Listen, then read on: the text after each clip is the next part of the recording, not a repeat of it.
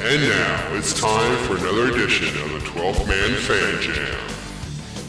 With your host, the Reverend Moses of the St. Paul Island Church of Seahawk Positivity. Yes, thank you again, Magic Voice of the 12th Man Fan Jam. This is indeed your self-appointed Reverend Moses of the St. Paul Island Church of Seahawk Positivity, and welcome one and all to this week's show. We are truly honored that you decided to join us this week and make us part of your Seahawk tradition as we sit around the world and discuss the upcoming 49er football game this Sunday. Remember to keep all cell phones on vibrate or turned off, and remember, there's no X in Christmas, and there's no hope for the Niner Empire this weekend. As we embark down the road on this little trip known as the 12th Man Fan Jam, I want to let you all know that yes, we are not alone. We have our own 12th Man Fan Jam posse to facilitate us through the evening. And as always, this posse is led by my partner in crime, the yin to my yang. He is no saint, live from across the big old pond in merry old England, Matt. Hello, everybody.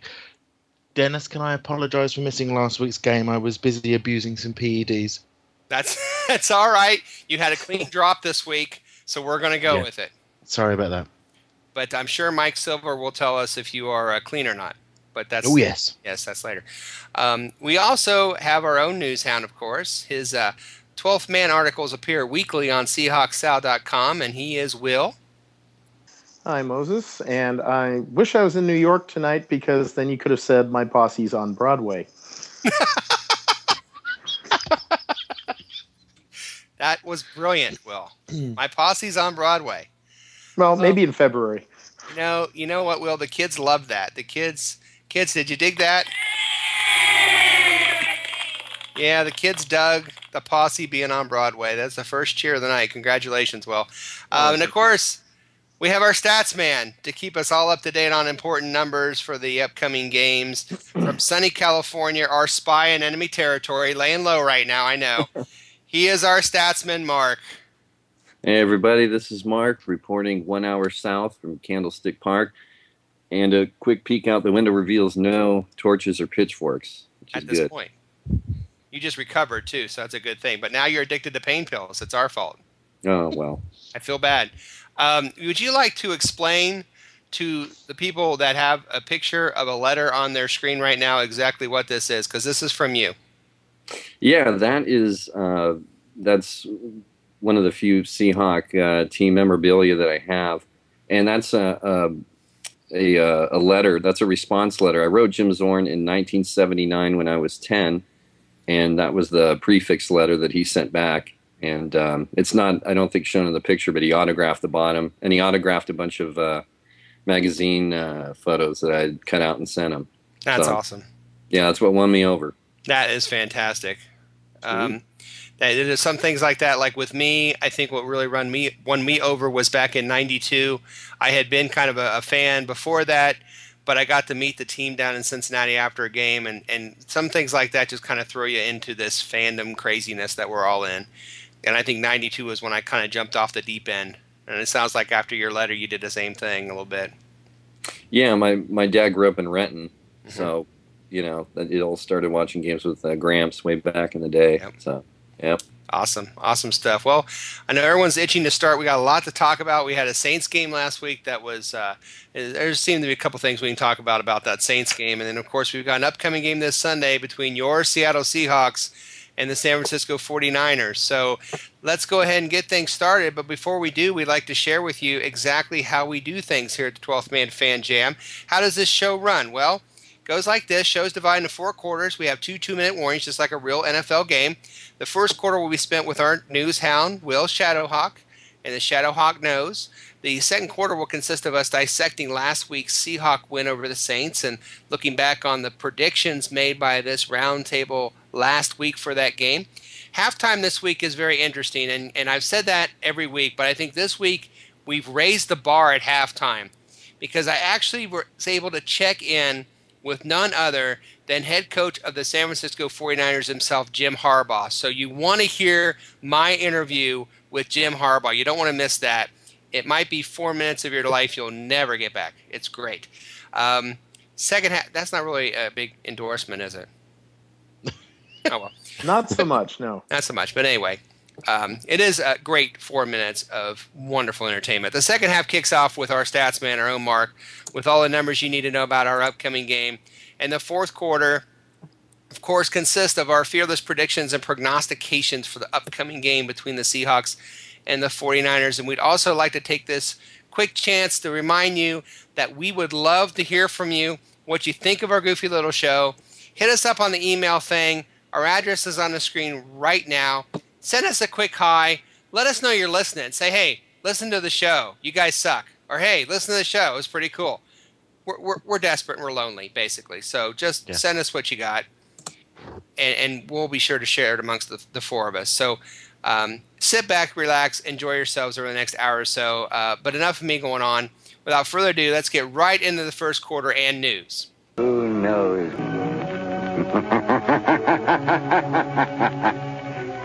The shadow knows.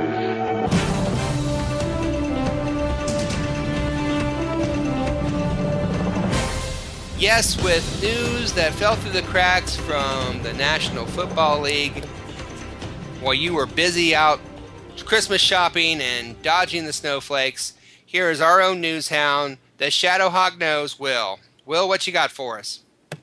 Well, as was widely reported this morning, Texans head coach Gary Kubiak was fired after his team's loss to the Jaguars on Thursday Night Football.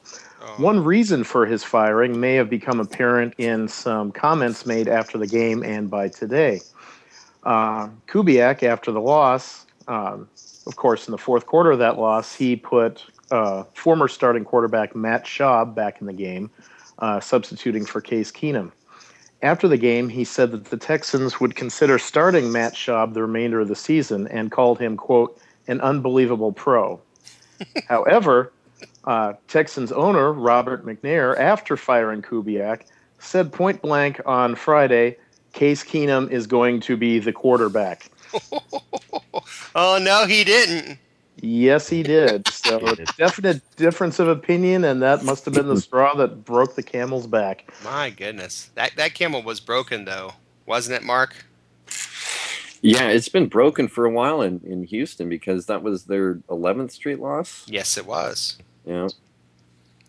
Yes, it was their 11th straight loss on a team that a lot of people had picked to go to the Super Bowl. And I know they've had injuries.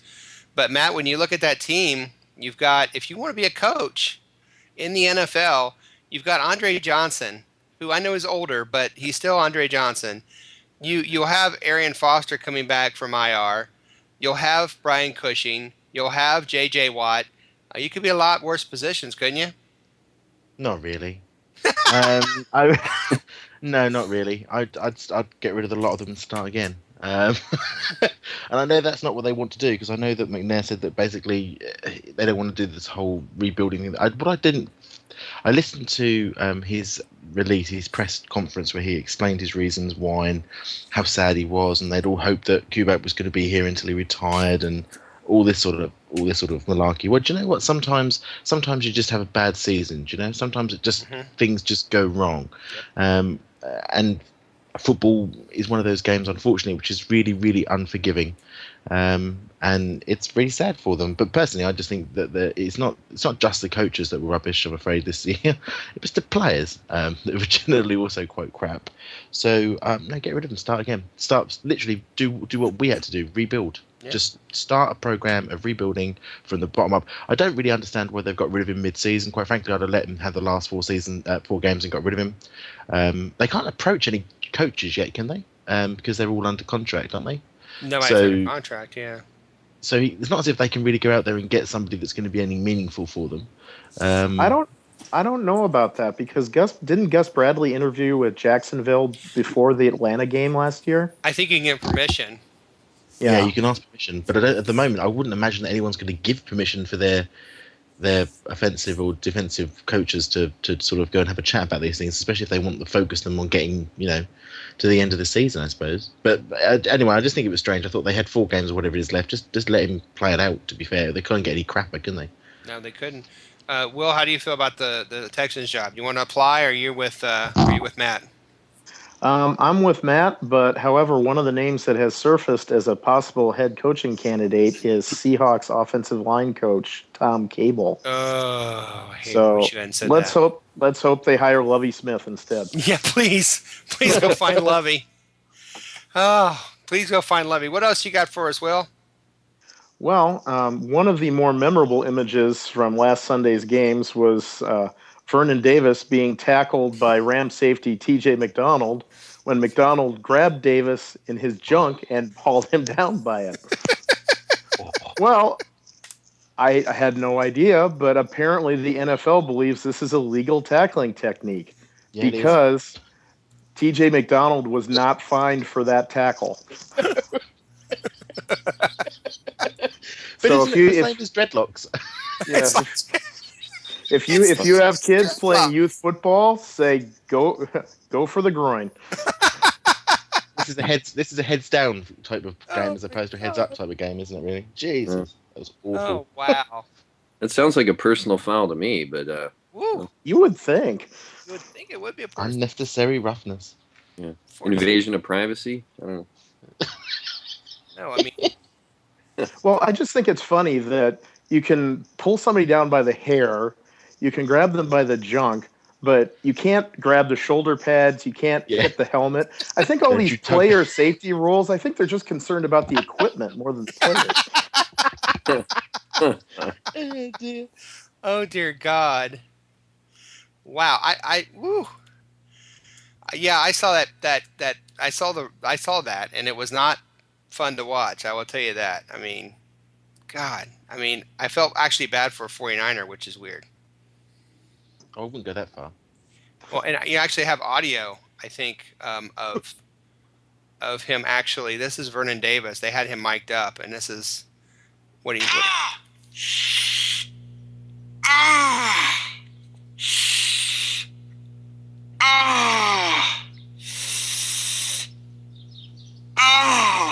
Yeah, I think that was it, pretty much.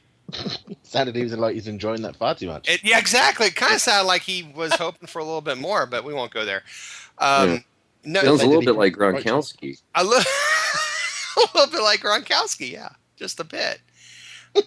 Well, I'm not. Pardon the pun. I'm not going to touch that. Will, what's your you got another story for us? Yeah, kind of a neat story. Anna Bozard was a longtime Peyton Manning fan. Recently had a wedding and decided to send Manning an invitation just for the heck of it. Didn't expect to hear back, but however, Manning did return the invitation. Sadly, he was unable to attend, but he gave Anna his best wishes, signed the card, and pretty much made her day. That's cool. So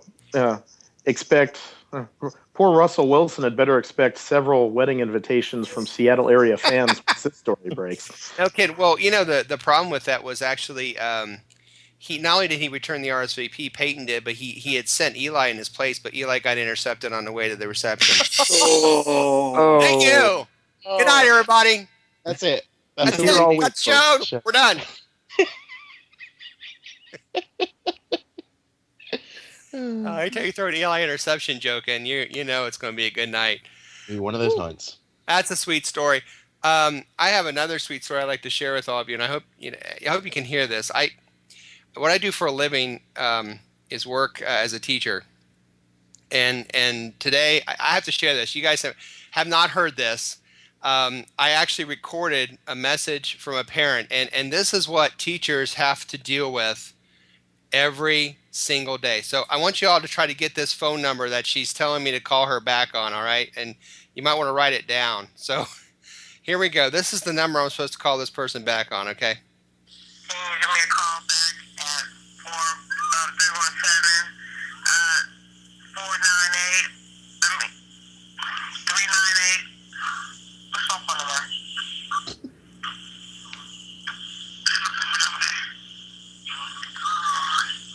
Can you give me a call back at 495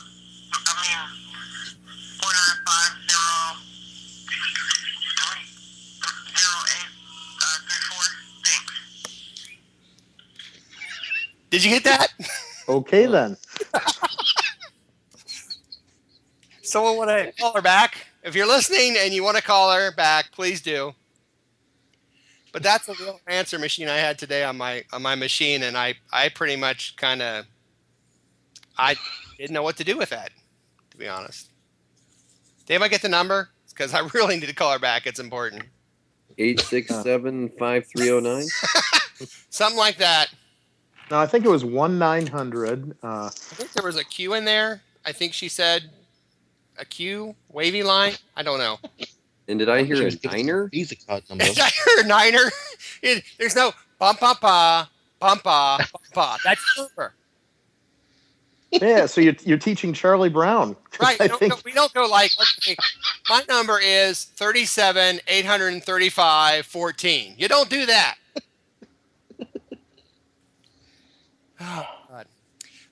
And finally, we'll finish the end of the first quarter here with this. Matt and I had a little fun this week on Twitter with a friend of Brandon Browner, Michael Silver. If you're not familiar with who Michael Silver is the crack reporter for the NFL media, who was the first to jump into the whole idea that claimed that Brandon Browner had been suspended for PEDs. And then Brandon Browner came out and said, no, it wasn't suspended for PEDs. Well, he has a little bit of a history, too. Apparently, he's also the same guy that quoted an unnamed source within the Steeler organization that told him the biggest obstacle to Roethlisberger returning to the team next season was his unwillingness to change his style of play. In which Roethlisberger said, if someone has a source and they're unnamed, they have an agenda. Which for once, you know what, Ben? Well played. He also is the one that said that RG3 wanted all the negative plays taken out of the film, to which, of course, RG3 has categorically denied. And let's be honest, how are we going to know he's telling the truth? So Matt, you want to pick up the story? Because you kind of started the trouble with Mike. Yeah, well, I mean, the job that I do is I work in local government here in the UK, and part of my role is to work with the press and work with media and journalists. And there's a very simple rule, and that is you've got to be first with your story. Nobody likes a journalist who's second with the story because nobody cares. But you've got to be first with the story. But more importantly than that, you've got to be right. And if you're wrong, then unfortunately you've got to take your lumps, because that's what I had a really in-depth discussion with him where I was doing a lot of posting and he was doing no replying at all. But a lot of other people were, I hasten to add. And all I kept saying to him is that I really don't understand how you keep using this unnamed source to tell you things when they're blatantly wrong. And the other important thing was that at that moment when he released the information, I'm pretty sure that Browner's results, or whatever the issue was part of a confidentiality within the NFL, because this is somebody within the NFL giving out private information to a journalist. Mm-hmm. So who is that source within the NFL, and how are they allowed to get away with that? Exactly. So you tweeted him, did you not? I did. I had quite a few tweets with him, actually. He didn't reply to any, to be fair, but then I. Well, he replied to the first one. He replied to the one I saw. Oh yeah, that was some days later, because I sent him I just simply sent him a message. I can't remember what I said. Now, what did I put? Something equally. You said, "Is there any new news on Brandon Browner from your NFL source?" And your source was in quotes. Oh yeah, that's right. He said, "I hope it was worth it." Yeah. And you said absolutely. In which part I said, "I hope it is worth it." Maybe, Mike, that's something you should have asked yourself before you put that report out on Browner. Which I thought was pretty good. But he hasn't come back, has he? He didn't come back with that. Now the thing is that he was really upset because his whole defense for this, which was the best bit for me, his whole defense for this was that he had predicted the Seahawks would win the Super Bowl. Yeah. So clearly he's not a hater. Well, my favorite tweet, his report this week was about the Colts. I'll share this with you guys. This is the crack reporter we're going to talk about later. NFL Network's Mike Silver reports that Colts offensive coordinator Pep Hamilton is under pressure within the organization to step up his game after so many slow offensive starts over the past several weeks. Now, excuse me, but is there any offensive coordinator in the NFL that shouldn't be under a little bit of pressure to step up their game week to week? Or is that just me, unless you score like 80 points? So, that's the kind of think. news this guy's reporting. So And he also Moses, when you keep calling him a crack reporter, do you mean that he's on crack? Well, I just, I think, I don't know. I just say this, Will. I think you're a much better newsman than Michael Silver. Let me say that. And you've probably got a better voice. Thanks. Because this bloke sounds like that character at a Family Guy. He does. He does. But and so during the show tonight, we are going to monitor his Twitter for breaking news because he's just got the best sources in the end. In fact, oh wait, there's one coming in right now. We have breaking news from Mike Silver. This in from Michael Silver of the NFL. Drew Brees not short, just throwing from his knees. So apparently that's a Michael Silver tweet. It's insightful journalism. How does he do it? I know. I mean, the guy's a genius. Well, I think here's another breaking tweet from Michael Silver. Michael Silver reports an unnamed source has told him that Russell Wilson falsified his birth certificate and is really a 13-year-old Cuban boy. Who knew? Oh, great. More truthers. I know. That unnamed source is Silver. Well, it's the end of the first quarter, bitches. we want to thank you, Will, for a wonderful news segment. Anytime. And we're going to take a station identification and come back at the second quarter. This week's show is sponsored by Seahawk. That's right, Seahawk, the primetime kicking, tackling, passing, rushing, sacking, intercepting, destroying, dominating, beat the complete crap out of you medicine. Sold everywhere where Drew Brees tries to sleep. We'll be back after this. Hi, this is Mosette, Moses' daughter, and please keep listening to the 12-Man Fan Jam. Or I will find you.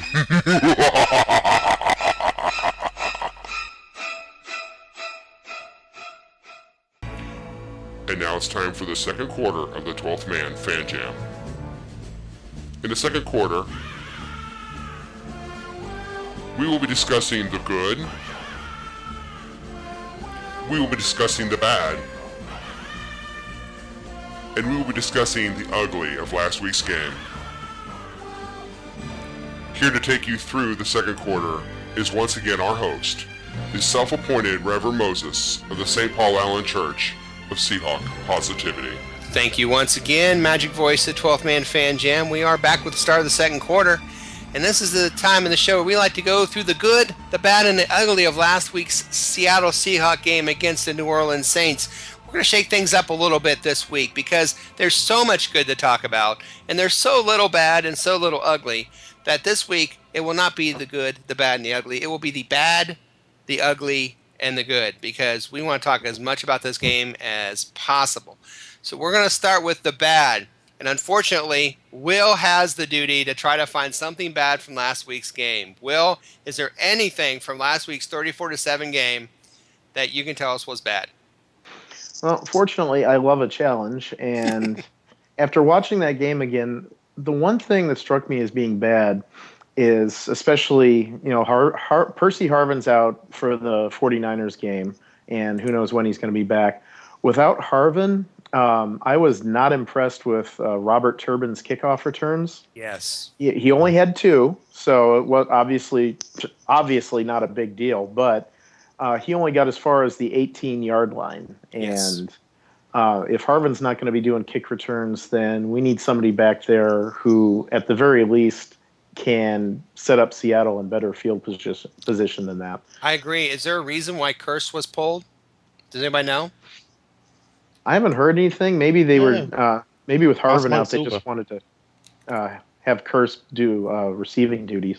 Oh, true. Yeah, I agree with you. Dennis, has Mike Silver tweeted anything about that at all? Oh, you know what? He might know. He hasn't, but as I'm looking at his tweet, I think we have yet another news-breaking tweet from our friend Mike Silver. Yes. Thank you for sharing that. This just in from Michael Silver's tweets. An unnamed source has told Michael Silver that Dallas Cowboy owner Jerry Jones is in a romantic love triangle with Beyonce and Jay-Z. Wow. Who would have thought? Incredible. I'd rather not think. He's got money. True. All he has got. And a glory hole. I bet his TV is huge at home. Don't you think? You just say he's got a large transvestite at home. Well, no, I'm not going that far. Okay. Hey, consenting adults.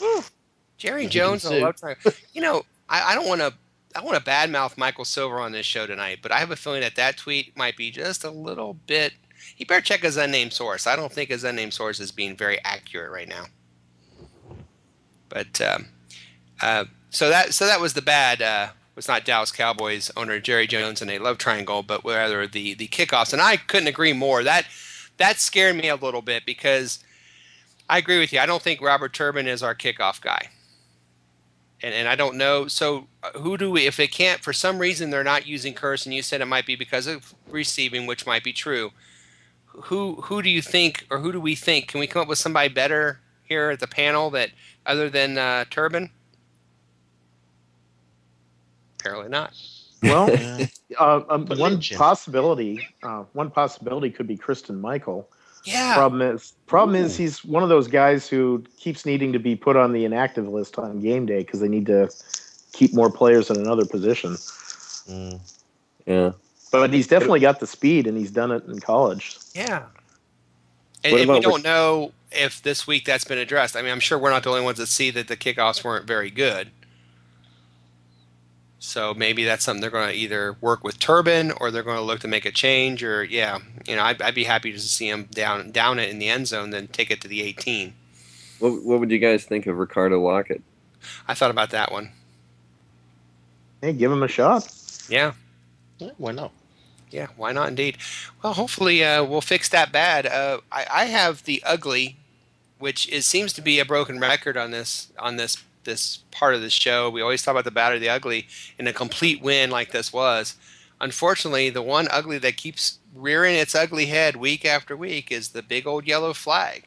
Mm-hmm. And really, I think the one drive where the Saints scored a touchdown was aided immensely by defensive penalties down the field. And we talked about, and I said, maybe we need to understand that as an aggressive team, we're going to get more penalties because this team is so aggressive. And maybe that's true, but against a team, it's 34-7, that's fine. But if this is a tie ball game and we're going to let them go ahead score because of a couple penalties, which God forbid it hasn't happened yet. But it's just, that's the one thing that this is going to slow this team down, is quite simply themselves. Well, Dennis, we had opportunities in that scoring drive to kill it dead. Mm-hmm. And I think twice it was, overtaken by defensive penalties. Yes. One of them was an offside. But one of the other ones that I saw, which just infuriated me, was Richard Sherman just taking a bloke out in the end zone and literally just putting him out. Do you know what I mean? Mm-hmm. Yes. And there was no reason for him to do it. Yeah. To be fair, and I know that he was jarring with the referee afterwards. Whatever he was saying, this is Richard, but don't cost, be aggressive, but be aggressive sensibly, and don't cost your team yards. Do you know what I mean? Yeah. Because you just don't need it. I mean, if this happens on Sunday, where we're literally killing ourselves with penalties, then come on, we can win this easily on Sunday. Let's not win it. Let's not have to beat the Niners, the refs, and ourselves. Yeah, exactly. Will, do you agree about the Sherman call?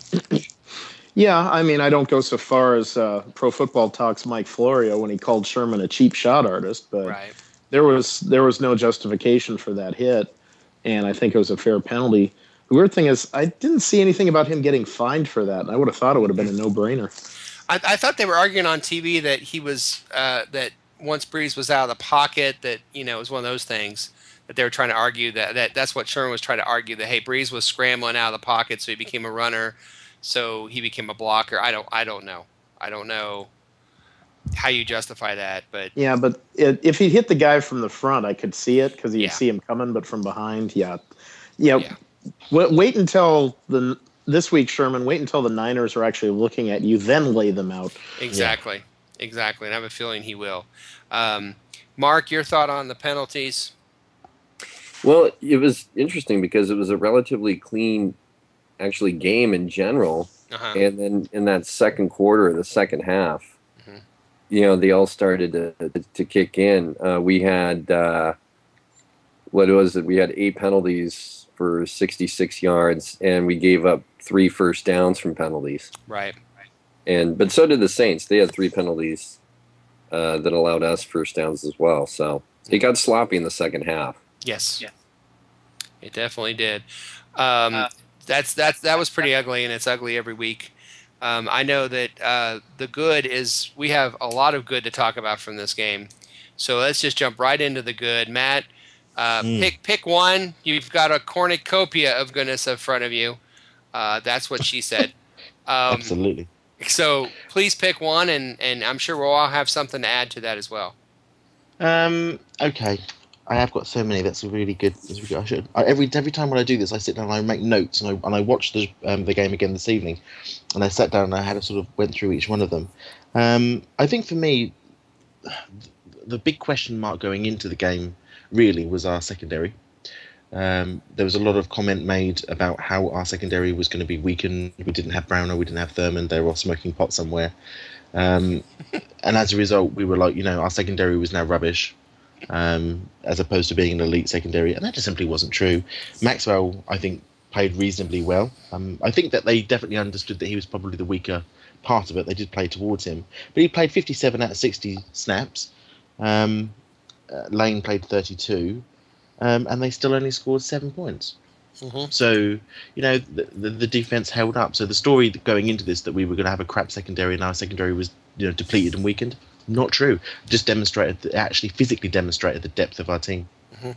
The defense was amazing, and my favorite quote from after the show was a guy like Ray Lewis, who said, "If you haven't looked at Seattle the last couple of years, they've been building this bully for a long time." And to hear him say that about our team, that just gave me chills. How long I've wanted the Seahawks to be that bully, and I think, and he's talking about the defense, obviously, well, offense too, but just being known as the bully after that game, we kind of bullied the Saints a little bit, and I thought that was great to hear from a guy like Ray Lewis.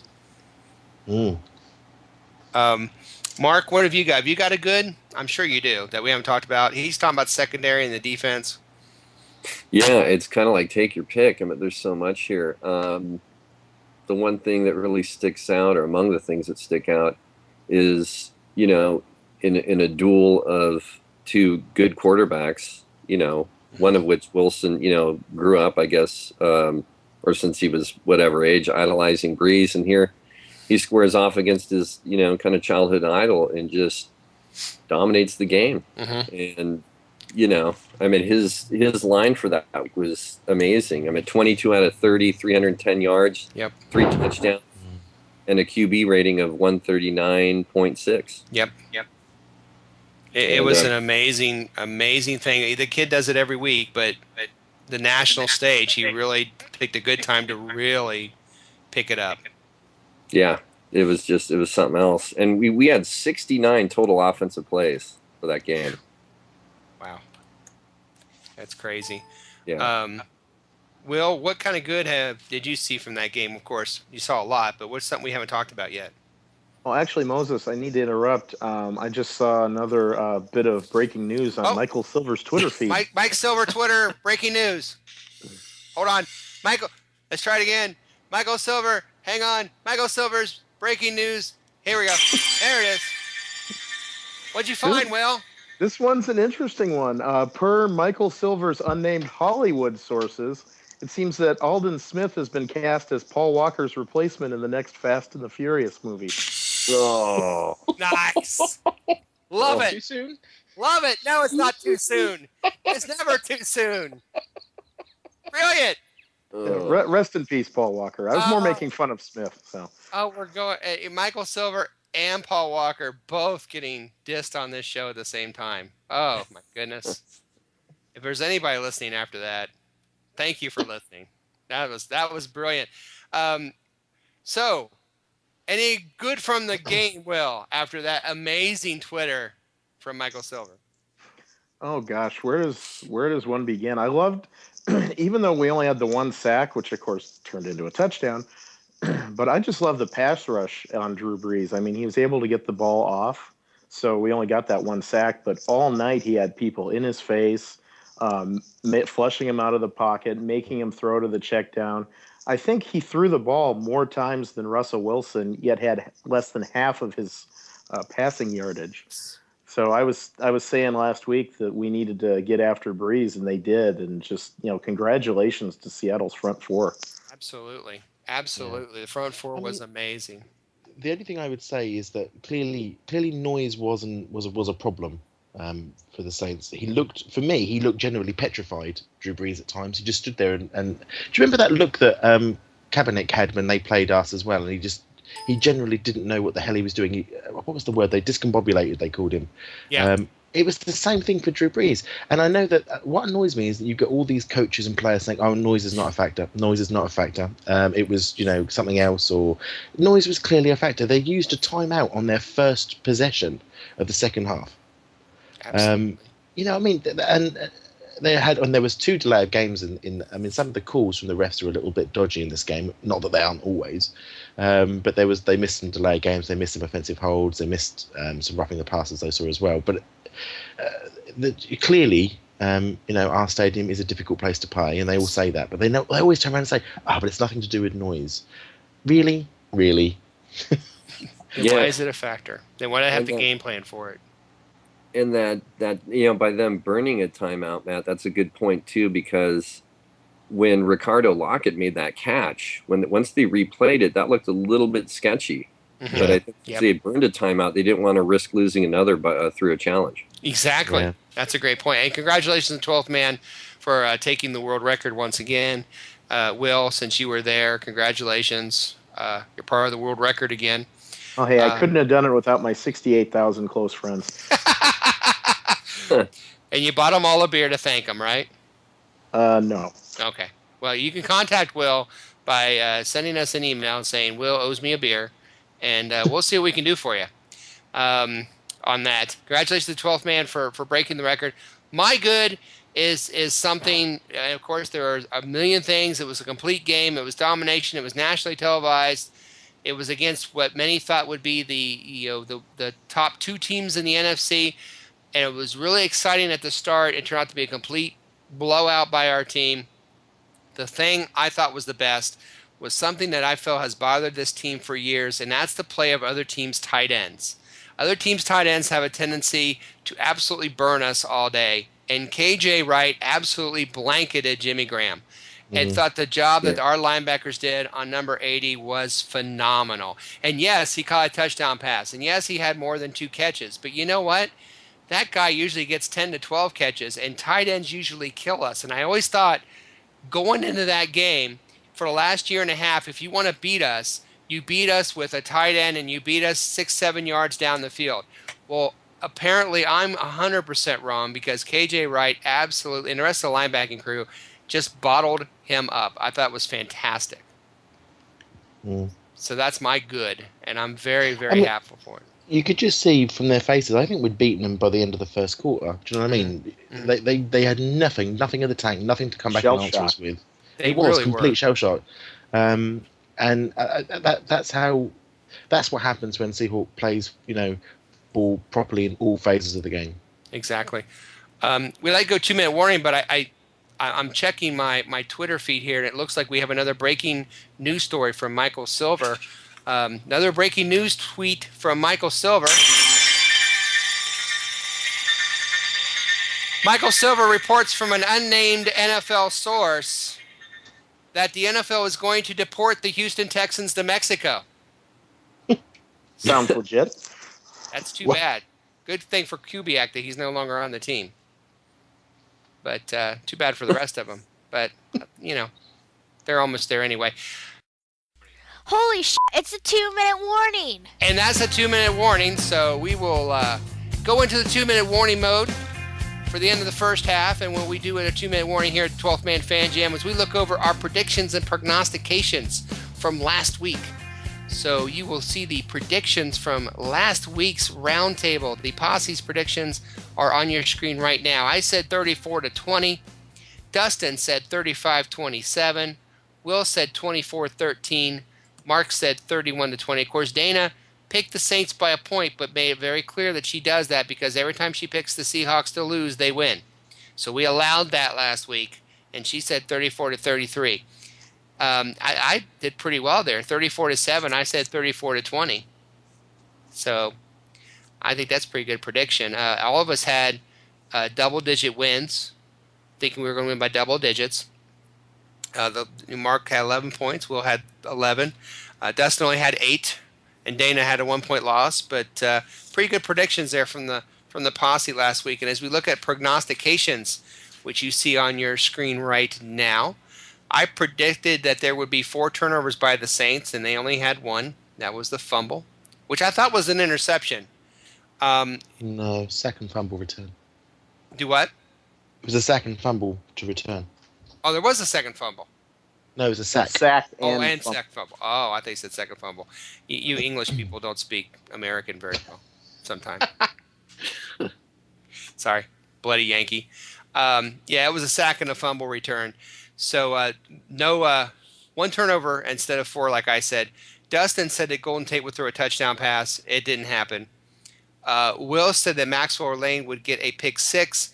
And as much as that was a neat idea and they played very well, none of them actually had an IET, although I think, didn't Maxwell have one right in his hands? Somebody did. I don't know if that was Maxwell. I think it was Maxwell, because I remember thinking, oh, Will, that was your chance.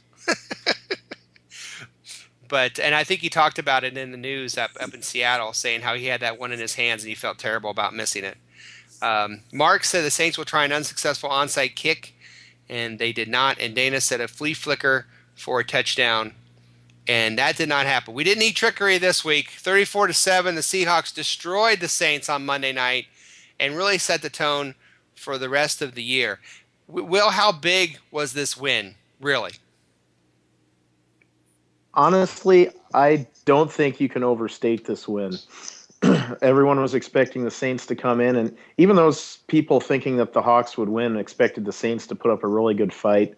And just to take a team that is just as undeniably good as New Orleans is and absolutely beat them down into the turf the way Seattle did, I think it really sent a message. I remember turning to a friend of mine up in the stands and saying, that loud banging noise you keep hearing is 31 other teams dropping bricks in their shorts watching this game. I agree. Mark, how big was this win? Final thoughts? Yeah, it just reemphasized the fact that, how good we are at home. And half of the talking heads on the 4-letter networks were predicting a Saint win. And even if they're trying to trump up the game for ratings, which they don't really need to do, but it's, we're just that dominant at home, and it affects. I do think it affects other teams, regular season, playoffs, whoever, that are going to come in there. And they saw what we did to the Saints, and that might be in their heads a little bit, Yep. Matt, any final thoughts on this game? Not really. I mean, I think the guys have said it all. It's a statement game for us. It starts the playoff road through the Emerald City, as they were saying. I just think it was an amazing example of football and how we can play a really balanced game. Mm-hmm. I think balance is a great word that used there, because balanced attack. I mean, you have Russell Wilson for 300 yards. You have an amazing running game. You have a defense that can stop the run, that can stop the pass, that can rush the passer. Our kicking game is very good. The only thing that you really had to nitpick was our return game on kickoffs. But if you're getting a kickoff, that means they actually scored, so they have to score to kick off the ball. So there's that too. Just an amazing display in front of the national audience, and really, I think a lot of people were shocked to see that happen. And for once, it was our team doing the shocking. Holy shit, it's halftime. And that's the end of the second quarter. We're going to take a quick break here. Do not miss the halftime interview that I did with head coach Jim Harbaugh of the San Francisco 49ers. Can't miss entertainment straight ahead. We're going to take a quick station identification and go on with halftime. We'll see you all at the start of the third quarter. You're listening to the 12th Man Fan Jam. Next, the 12th Man Fan Jam presents another interview with Moses. Good evening and welcome to Halftime Interviews with Moses. This week we have a very special interview with the head coach of the San Francisco 49ers, Jim Harbaugh.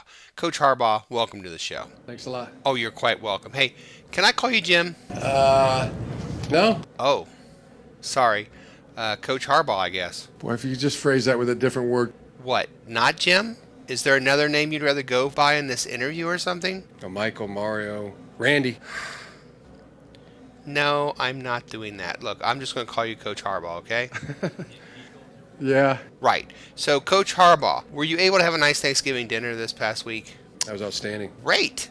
Did you have a chance to eat with your brother, who's coach of the Ravens? Yeah.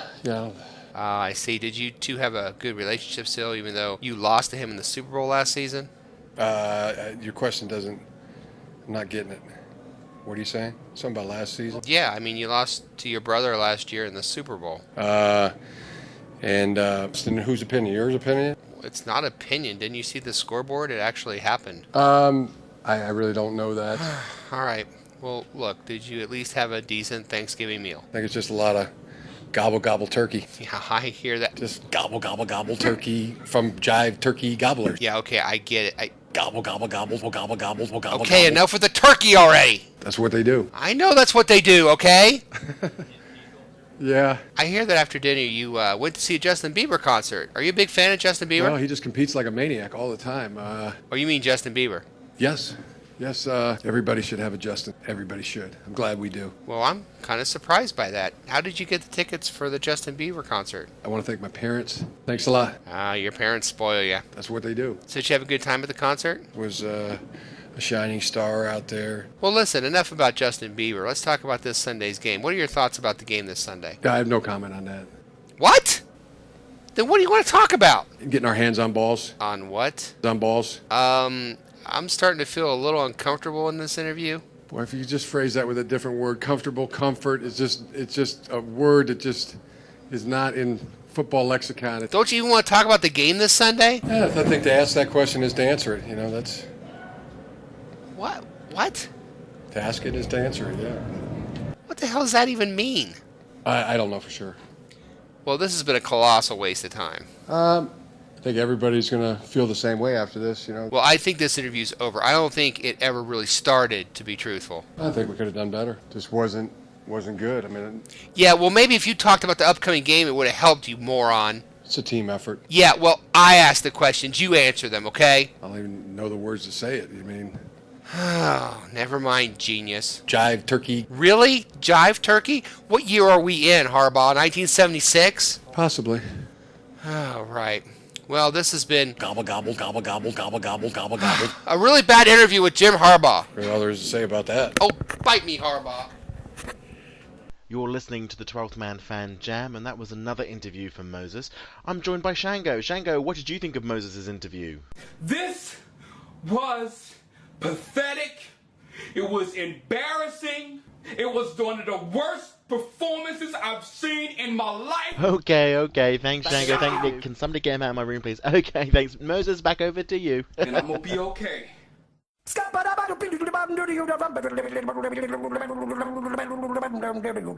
He's the stat man.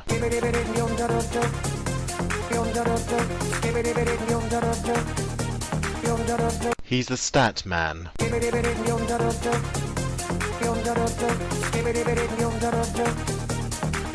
And here's our very own stat man. Here's Mark.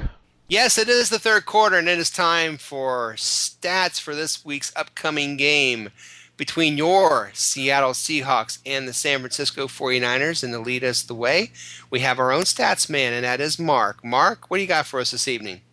Well, hey, everybody. It is your stats man, Mark. And, we got all kinds of ranking stats and all kinds of good stuff here facing our division rivals right about an hour north of where I'm at. Let's see. First off, we are going up against a 31st ranked passing offense. That is your San Francisco 49ers. They're 7th in rushing. Defense, they're 3rd in their passing defense and 11th in their rushing defense. So kind of a mixed bag. So I guess Kaepernick's the lowest ranked passer, or their offenses overall. Can you give us a real quick rundown since you're in that area? There's been a lot of national media about Kaepernick, and you said 31st passing offense in the NFL out of 32 teams. It's not what they expected from him at all.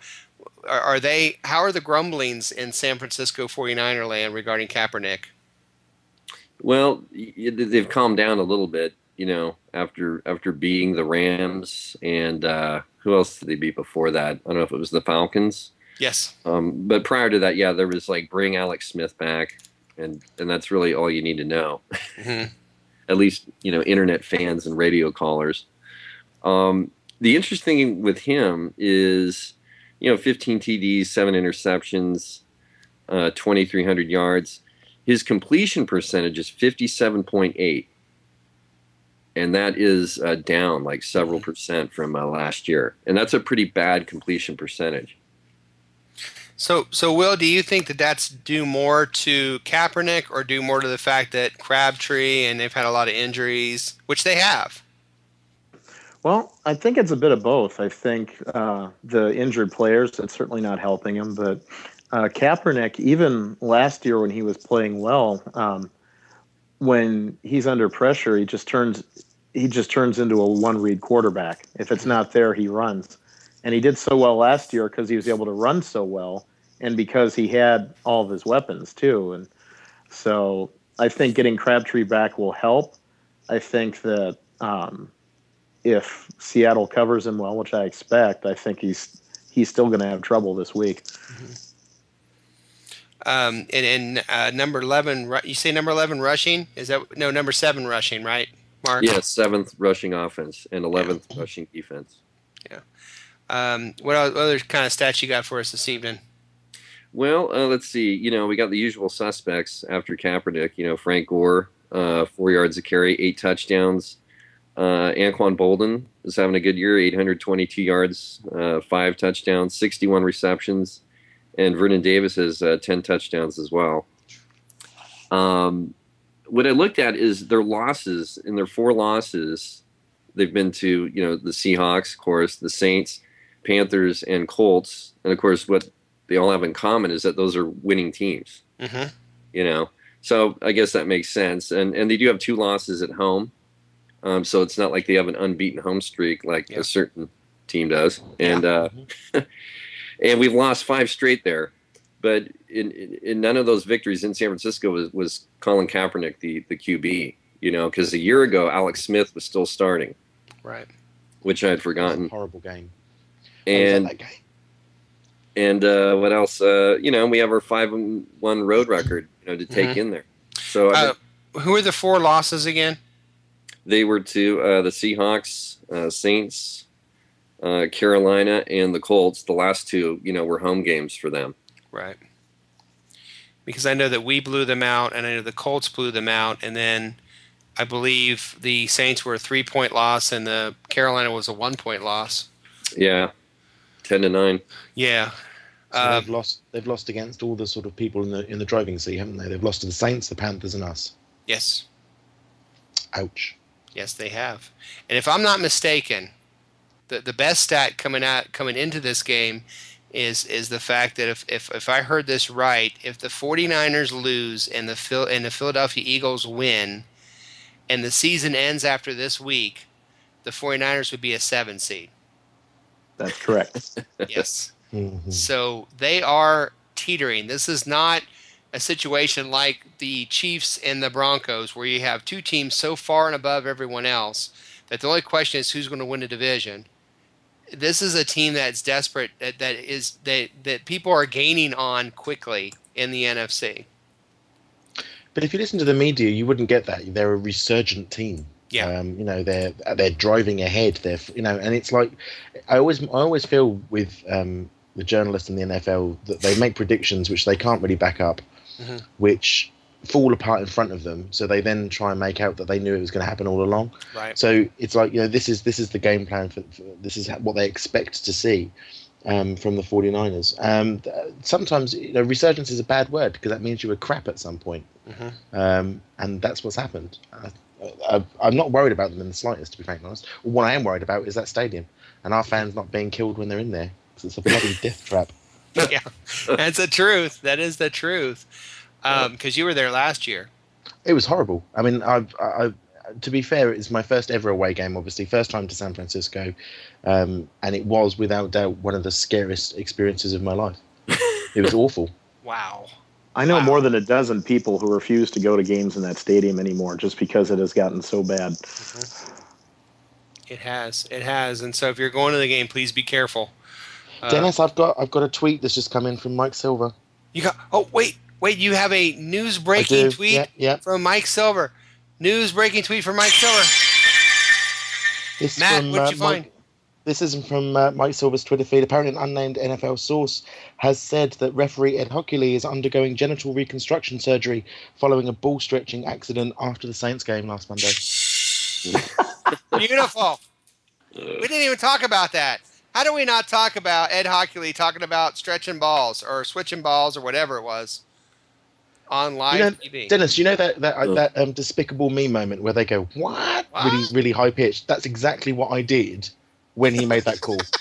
Because I had no idea there was no delay of game. We didn't let the players go. We were stretching our balls. Okay. I was a little upset after the fact because it was a 4th and 10, and I was laughing too hard to yell. You know, I couldn't get loud. I was falling off my seat. Oh, wait. We got okay. Hold on.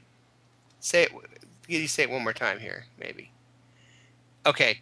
Matt, say the stretching your balls thing one more time. Which one? What, the tweet? The Ed Hoculi. Right. What did I say? There's no penalty for delay of game. We didn't let the players go because we were stretching our balls. That's what he said. Wait a minute. What did you do? Wait. Do it one more. Do it one more time. Say it. Ed Hoculi again. Sorry. There's no delay of game. We didn't let the players go. We were stretching our balls. There you go. That was me on Monday. What? Oh, man. I just kind of thought, well, there's something we don't hear every day, and I just went on with the game. Well, I got my NFL rulebook out. I was trying to find... Because he even did a hand motion. Like, he was, pulling these things apart. And I'm thinking, what the hell are you doing? You got the rulebook out. I had to have a look at this. Where is this ball stretching thing? All of a sudden, Matt perks up. Hey, wait a minute. I really like this Absolutely. game. Yeah, hello. Good Lord. Maybe he was watching the Niners game in that one play on Vernon Davis. Awesome. Oh, Mark, what other kind of important things do we need to know before we make our final judgment about this game? Well, we've nearly neglected our own team. So Seattle stats are as follows. Offensively, we are 22nd in passing, 3rd in rushing. Defensively, we're 1st against the pass, 13th against the rush. Russell Wilson, you got to consider him anyway for MVP candidate. 22 TDs, only 6 interceptions, 2,672 yards, and a 64.9 completion percentage so far for the season, which is just outstanding. Yep. You got Lynch at 970 yards. He should be able to eclipse 1,000 finally. 4.3 yards a carry, 9 touchdowns. Baldwin and Tate, receiving-wise, are doing well. 663 yards for Baldwin, 645 for Tate. They each have 4 touchdowns. Baldwin 40 catches, Tate 46. Let's see, Seattle team, again, we're number 1 in points scored as a team. We're 2nd in points allowed. We're on a 6-game winning streak with 3 wins at home, 3 away. We can lock up the number 2 seed, and we can also clinch the division with a win. So it's all good. Just the thing that I heard this, you say it, and it still blows me away. It was all pops and whistles after that. Was number 1 in scoring points and number 2 in points allowed. Yep. That's after 12 games, not like after a game or two, because you always have those inflated games or two. This is after almost the whole season. Yep. Those are conference rankings. Yeah, that's unbelievable. Yeah, it is. And again, when the networks talk, we all cherry pick stats, but that's a significant one. We give up a lot of yards rushing and blah blah blah. Hey, the bottom line is how many points do you score? How much do you surrender? Mm-hmm. And they just think it's among the things that they neglect, on the 4-letter network. So, absolutely. Will, can you make a case for Wilson for MVP? Well, I think that. Oh, hang on. Actually, Moses, real quick, we have another tweet coming in on Michael Silver's Twitter feed. Kidding. Another tweet from our Silver. NFL source, Michael Silver. Silver's killing it tonight. According to his unnamed source in the Canadian government, Toronto Mayor Rob Ford is going to try to boost flagging ticket sales for the Bills' annual game in Canada by handing out free vials of crack to the first 20,000 ticket holders. You'd have to be on that to be a Bills fan, I think, right now, wouldn't you? Pretty close. Yeah, pretty close. Free vials of crack. There'll be people flocking to that game. They should have Cheech and Chong singing the national anthem.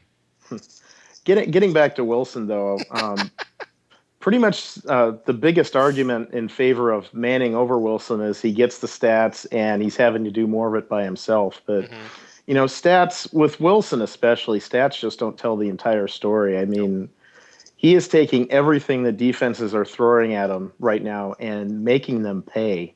Yeah. I mean, the Saints rushed only 3 guys. He would find the open receiver. If they came in an all-out blitz, he nailed Doug Baldwin for a 50-yard pass. Yep. He's just playing so well, and to play so well after not even 2 full seasons in the NFL. I mean, my jaw just drops watching Wilson play football. And to me, the thing when I finally said that's it, I'm buying a Wilson jersey, was when we're down 20-7, and I'm tweeting with a couple people, and we're messaging back and forth. There's a guy in Indiana who lives about an hour and a half from here. We always talk during the games, and he said, "Okay, 20-7, we got the ball at the 14, minute 52 left and a half," and he says, "We're just going to go into halftime." And I message back, "No, we're not. This team doesn't do that." Next thing I know, we're out at the 30, and I said, "What did I tell you?" Then we get to the 40, and then the guys on the TV start saying, "Well, it'd be nice if they got a field goal here." And I started laughing. I messaged him again. I said, "We're not thinking field goal here. This is Russell Wilson. We're thinking 7. And I'll be darned if we didn't get down, score a touchdown." I mean, it's just amazing what this kid does. And I think the only argument I make, and I understand that Manning's on, a history-setting, figure year and all that sort of stuff. But for me, the difference is mobility. Is that Peyton Manning can drop back and throw and complete a pass. Well done, congratulations. He can do that over and over and over again, providing you give him time to do that. If you rush him, it's a completely different state of affairs. Whereas with our quarterback, you can rush him, he'll get out of it. He's elusive. He'll run through your blocks. I mean, when he got out of how the hell he got out of that sack on Monday, I shall never know. I know ultimately I think it was flagged anyway, and it all came back. But he one minute he was under a pile of men, and the next minute he was 10 yards down the field. Yep. You wouldn't see Peyton Manning doing that, would you? Yeah. To be frankly honest, well, you might see his legs doing it, but his neck would still be back in the pile. So for me, it's mobility. Manning is consistent, and he's consistent in everything he throws. I give him that. All the boxes get ticked. But it's mobility and it's elusiveness. And that, for me, is part of the MVP award as well.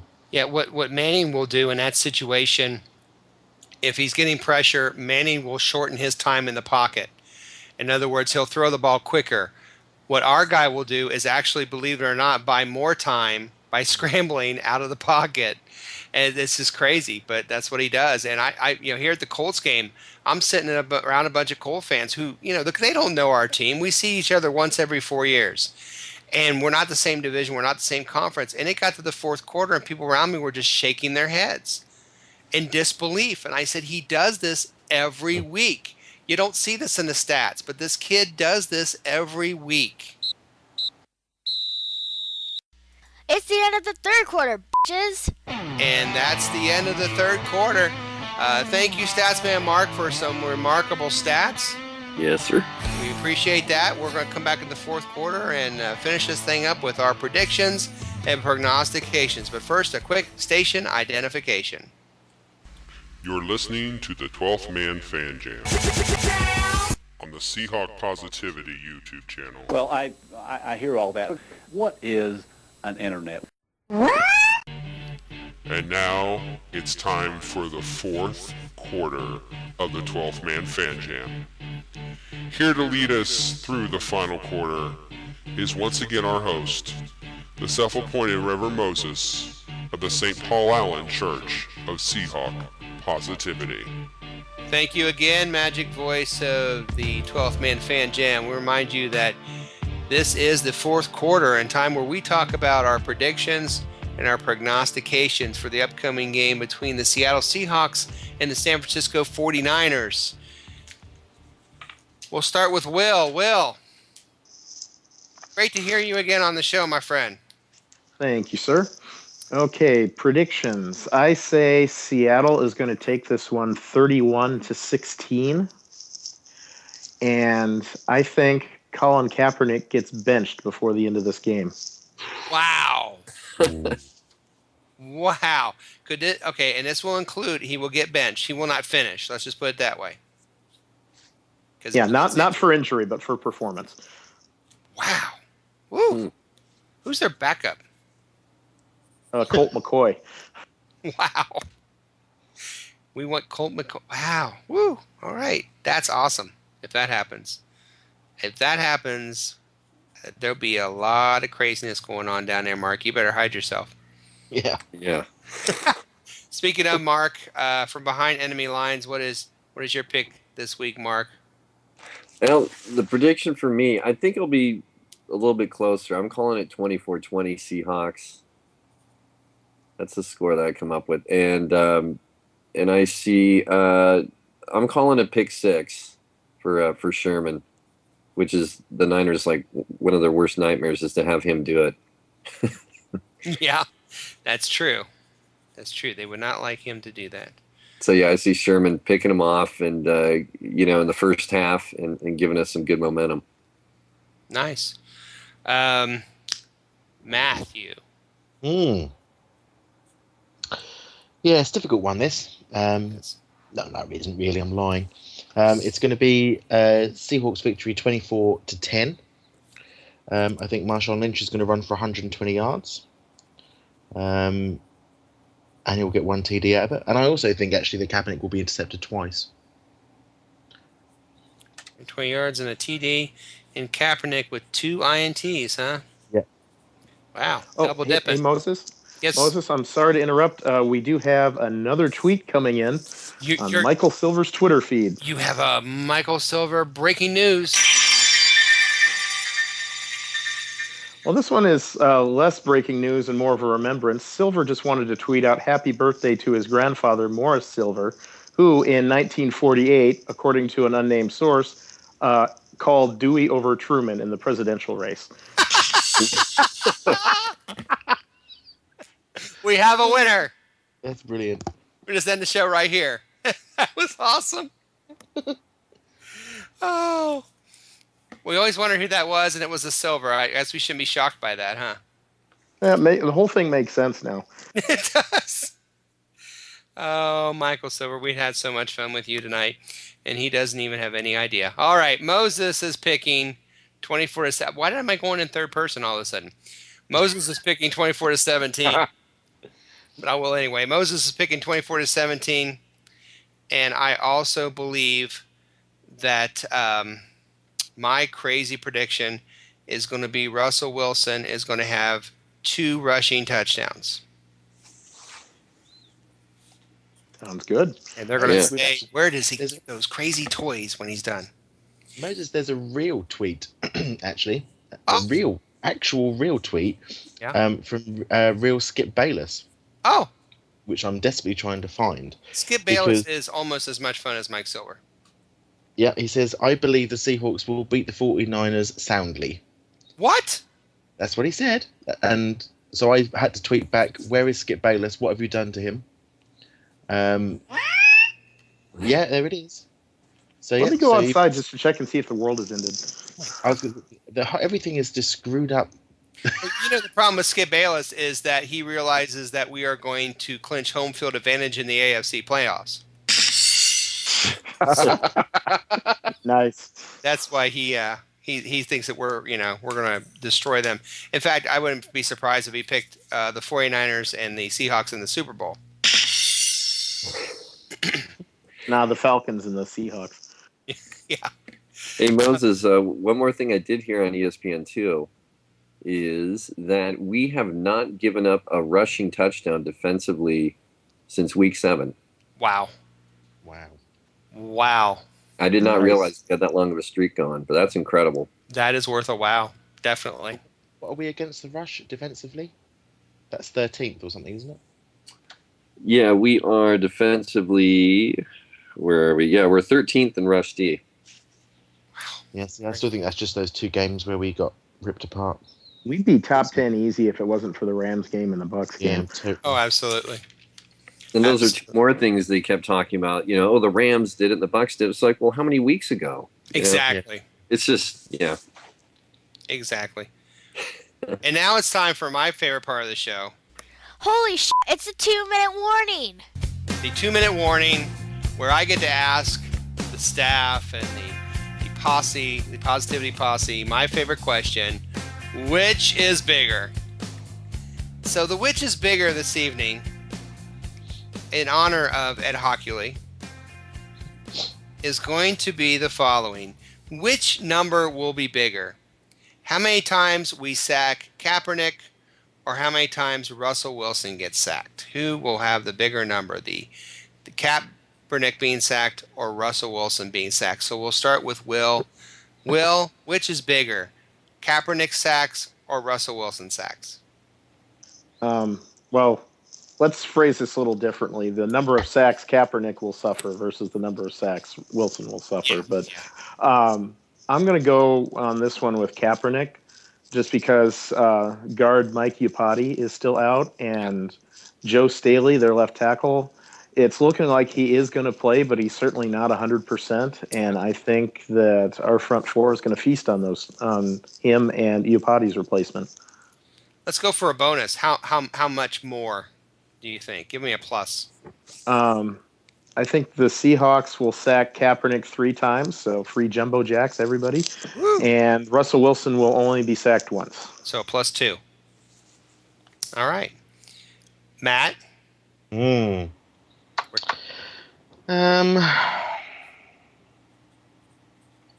I think it's going to be Russell Wilson. Oh, all right. I don't know why. I don't know why. But it's one of those things. I think Kaepernick is, they're both really, they can be both very elusive quarterbacks. But we know Russell is an elusive quarterback, but so is Kaepernick. If he gets outside the box and runs, he can be a right pain in the ass. And he got one good run, I think, at least in the last one. He only did one thing in the whole of the last game that we played, but I think he did get one good run outside a scramble. I think it's going to be only +1 though. I think we'll probably get 1 against Kaepernick, and I think they'll get us twice. Okay, fair enough. Mark? I think with this game, I have a feeling Kaepernick is going to have to throw more than we will. I think Marshawn Lynch has a pretty good history running against this team. So there'll be more pass attempts for Kaepernick. So I say we get Kaepernick. He'll be sacked. I think we'll get him 4 times. Woo! Because he's going to have to throw. And I think they'll get Wilson twice. So I guess a +2. So a +2. I'm actually, this is hard for me to say, but I think I'm also going to go with Kaepernick, but I think it's going to be way low. I'm going to say +1. I think it's going to be maybe 2-1, 2 sacks against Kaepernick and 1 against Russell Wilson. But I think they're both pretty. I think what you said is right, Mark. As far as they're going to have to wind up throwing at the end of this game.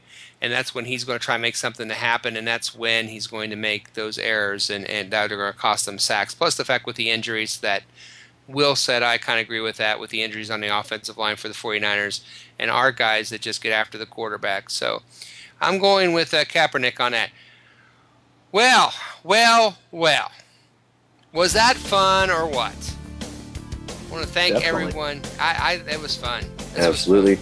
Yeah, always fun. Thank you all so much for making us part of your Seahawk tradition this week. We want to thank our panelists, Statsman Mark, Shadowhawk Will, and especially my friend from a foreign land, Matt, and as well as you for listening and just being out there listening this week. We hope you smiled a lot and you laughed a little. And on behalf of the Positivity Posse and my partner in crime, Matt, this is your self-appointed Reverend Moses of the St. Paul Island Church of Seahawk Positivity saying, enjoy the game, everybody, and go Hawks.